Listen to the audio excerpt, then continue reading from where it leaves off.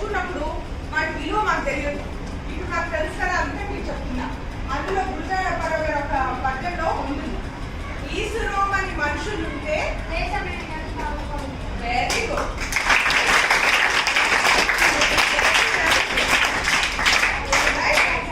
ఈసురోమని మనుషులు ఉంటే దేశమే కానీ బాగుపడుతున్నాయి అంటే అర్థం ఏంటి? పెద్ద పెద్ద కంపెనీలు ఉన్నాయి, రిలయన్స్ వాళ్ళు ఉన్నారు, అంబానీస్ ఉన్నారు, అదానీస్ ఉన్నారు, పెద్ద పెద్ద కంపెనీస్ పనిచేస్తున్నాయి కదా. మనుషులు బిగ్గా ఉంటే ఏమైంది? దేశం అంటే మనుషులేనో, దేశం అంటే రైట్. మనం అందరం స్ట్రెంగ్గా ఉంటేనే మనం ఏమన్నా కంట్రిబ్యూట్ చేయగలుగుతాం. మనం బాగుంటే మనం చక్కగా చదువుకోగలుగుతాం. So there is one prayer. Ramakrishna మఠంలో వెళ్తే ఒక ప్రార్థన నేర్పిస్తారు. ఆ ప్రార్థన నాకు చాలా ఇష్టమైన ప్రార్థన. నాతో పాటు చెప్పండి, 2 లైన్లు, పెద్దది కాదు. తర్వాత నేను చెప్తాను.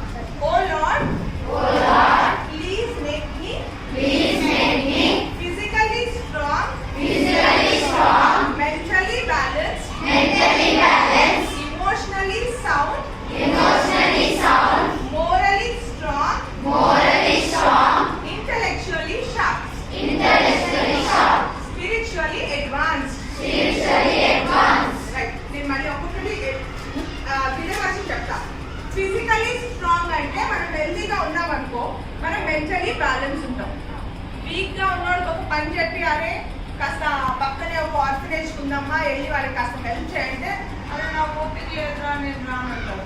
లేకపోతే అమ్మ చిన్న మాట అంది, అదే ఆ గిన్నె ఎందుకు పెట్టా అందనుకో, పిచ్చి కోపం. ఎందుకంటే అప్పటికి ఆకలి వేస్తుంది, స్కూల్ నుంచి వచ్చింది, ఆల్రెడీ ఒక యోగా క్లాస్ అయింది, గోల్డెన్ సేపు అలసిపోయారు, వెళ్ళి